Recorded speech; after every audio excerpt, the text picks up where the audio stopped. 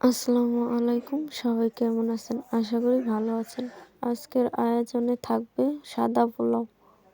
ভিডিওটি শুরু করা যাক। প্রথমে একটা পাতিলে পরিমাণ মতো তেল নিয়ে নিব। এরপর এখানে পেঁয়াজ কুচি দিয়ে দিব। পেঁয়াজ কুচিটা আমি লাল করে ভেজে নিব।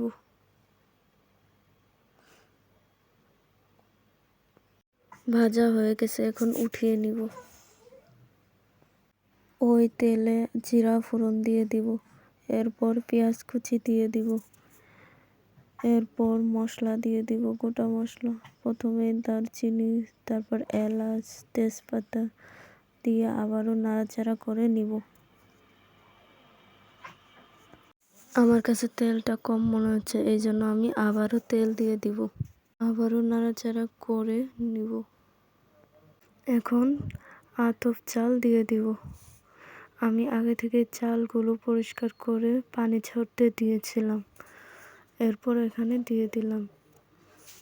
এখন নাড়াচাড়া করে নিব।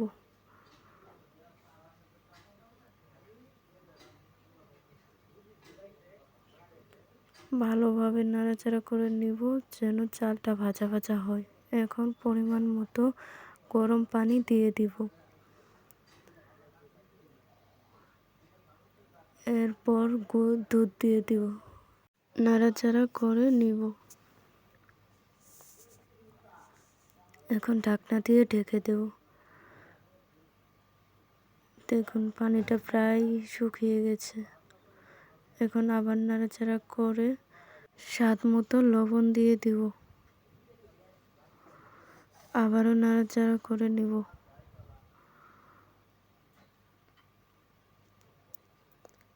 এখন আমি 3-4টার মতো কাঁচামরিচ ভেঙে তারপর দিয়ে দিব। এখন ঢাকনা দিয়ে ঢেকে দেব। এরপর আবারও নাড়াচাড়া করে নিব। আমি এর আগেও কয়েকবার নাড়াচাড়া করে নিয়েছিলাম।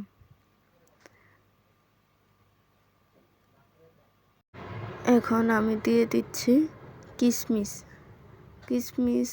8-10টার মতো দিয়েছি। এরপর পেঁয়াজ কুচি দিয়ে দিব, যেটা বেরেস্তা করে রেখেছিলাম। এখন ঢাকনা দিয়ে ঢেকে দমে কিছুক্ষণ রান্না করে নিব। আবারও নাড়াচাড়া করে নিব। দেখুন মাশাআল্লাহ, অনেক সুন্দর লাগছে।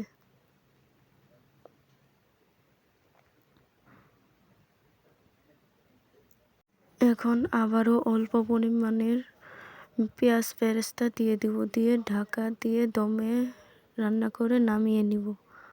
মাশাআল্লাহ, আজকে এই পর্যন্তই। আল্লাহ হাফেজ। সবাই ভালো থাকবেন, সুস্থ থাকবেন।